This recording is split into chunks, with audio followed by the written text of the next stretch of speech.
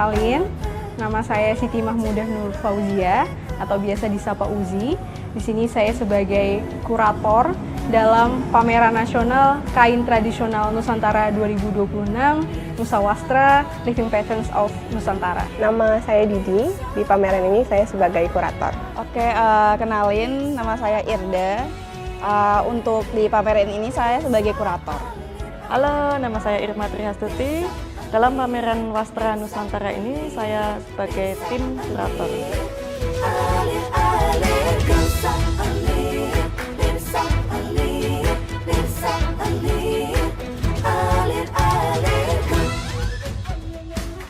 Nah, dari sejarahnya, pameran ini sudah ada atau berlangsung sejak tahun 2012.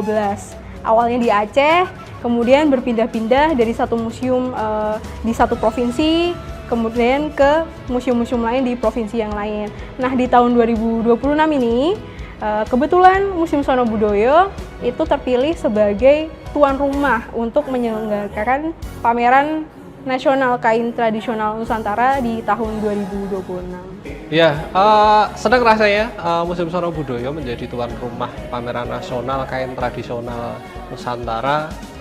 Artinya Museum Sono Budoyo ini akan memamerkan kain-kain tradisional dari berbagai provinsi di Indonesia. Tentunya kain-kain yang dipamerkan ini adalah kain-kain masterpiece dari daerah-daerah tersebut.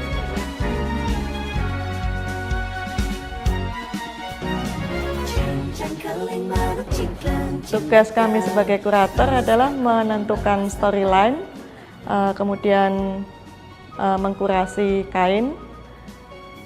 Jadi nanti misalnya kain ini nanti akan masuk ke storyline yang mana dari masing-masing provinsi tadi. Tentunya mengkurasi koleksi gitu, dia bertanggung jawab terhadap penyusunan storyline dalam sebuah pameran gitu, kemudian memilih koleksi apa aja yang akan ditampilkan di dalam pameran yang tentu saja harus sesuai dengan narasi yang ingin disampaikan kepada pengunjung.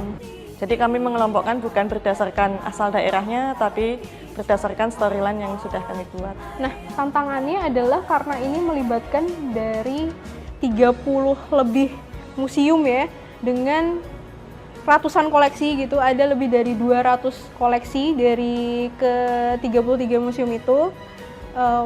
Jadi PR-nya adalah gimana menyambungkan koleksi-koleksi tersebut menjadi sebuah storyline yang dia memiliki benang merah yang sama begitu, dan bagaimana memastikan agar masing-masing museum itu ada representasinya gitu dalam bentuk koleksi yang ditampilkan di pameran ini. Nah, dari situ kita mengkurasi dulu kain ini gunanya apa, fungsinya apa, terus dari mana, dan teknik pembuatannya dan materialnya apa. Nah, dari situ kita bisa menghubungkan antar kain-kain koleksi dari seluruh museum. Nah, untuk riset kainnya itu sebetulnya agak susah juga karena keterangan yang diberikan dari peserta itu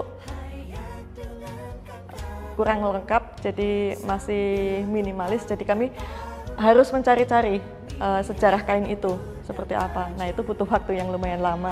Nah, kemudian kami juga sempat untuk meng-cross check begitu kepada para peserta nih yang secara notabene adalah pemilik dari koleksi-koleksi itu ya, yang seharusnya memang punya pengetahuan atau data terkait dengan koleksi tersebut.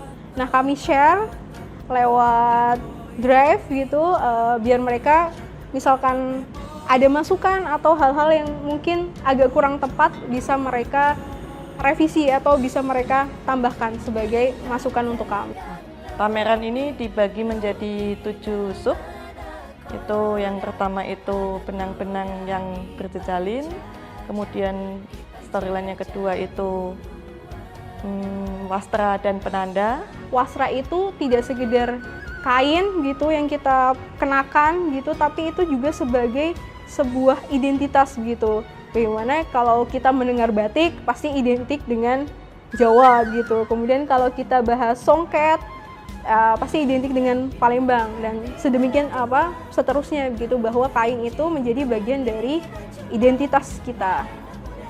Kemudian ada subtema yang ketiga, itu tentang dari benang menjadi sebuah mahakarya. Nah, subtema ketiga ini bercerita tentang perjalanan bagaimana dari benang itu kemudian menjadi sebuah kain gitu. Bahwa proses ini tuh memerlukan waktu yang cukup panjang gitu, membutuhkan banyak banyak effort, kemudian bahkan di kebudayaan tertentu juga tidak sembarangan orang gitu yang bisa untuk membuat kain tenun gitu, karena ada ritual-ritual tertentu semacam itu.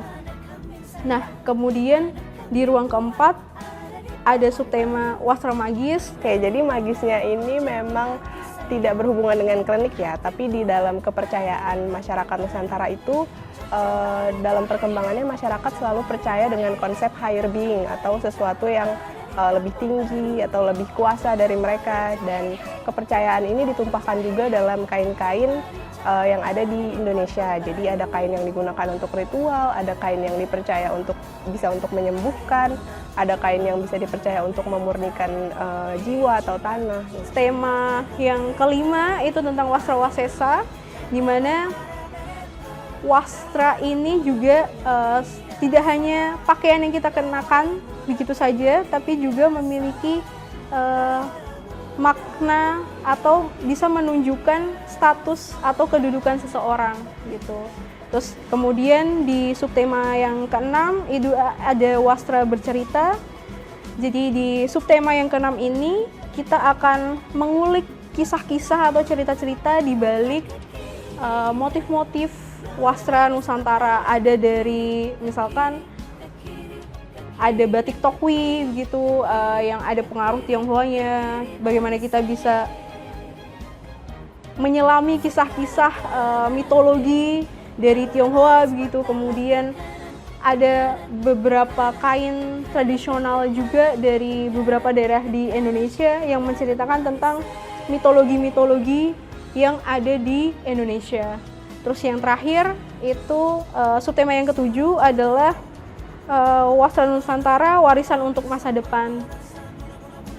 Jadi kami berharap di subtema yang ketujuh ini bisa menunjukkan kepada pengunjung bahwa wastra itu bukan sekedar masa lalu begitu, warisan masa lalu, tapi juga dia bisa terus berkembang dengan inovasi para desainer-desainer muda ini, sehingga wastra Nusantara masih akan tetap populer dan digemari oleh generasi-generasi yang akan datang. Kalau harapan saya yang sangat personal ini adalah masyarakat ini sadar lagi kalau fast fashion itu tuh tidak baik gitu. Jadi pada dasarnya kita sebagai masyarakat itu sudah membuat sesuatu dengan intensi atau dengan niat yang bisa dipakai selama-lamanya gitu. Jadi harapan saya kita bisa sadar lagi untuk membeli sesuatu itu dengan intensi bisa dipakai selama-lamanya, maksudnya sepanjang-panjangnya gitu. Jadi tidak cepat konsumerisme gitu loh. Jadi tidak mengkonsumsi fast fashion. Harapannya buat pameran ini karena kita menggabungkan semua museum, harapannya dari tiap daerah itu bisa terwakilkan. Cerita-ceritanya, koleksi-koleksinya itu bisa terwakilkan ke pameran ini. Supaya masyarakat bisa mengenali kain bukan hanya sebatas kain yang bisa digunakan saja, tapi juga sejarah dari kain dan juga dari berbagai daerah yang ada di Indonesia. Selain itu juga supaya masyarakat juga lebih menghargai dan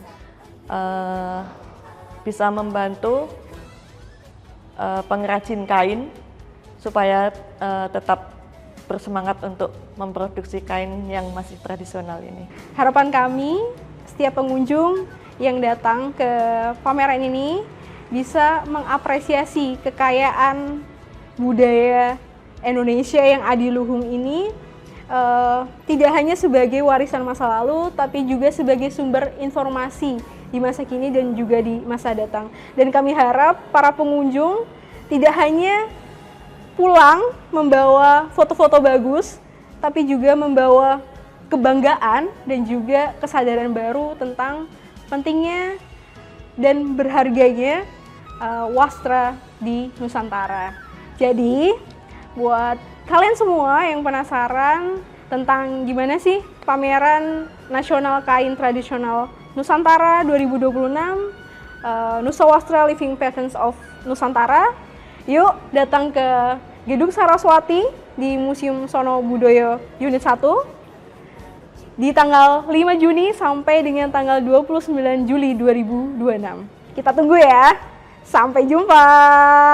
Masyarakat akan mengenal kain-kain atau motif-motif tradisional yang ada di Nusantara, di Indonesia ini. Tentunya ini menjadi referensi bagi mereka yang spesifik ingin berkarir atau mengembangkan di dunia wastra gitu, bisa mengambil dari nilai historis, nilai filosofi, kemudian bisa juga diambil menjadi referensi untuk pengembangan fashion seperti itu.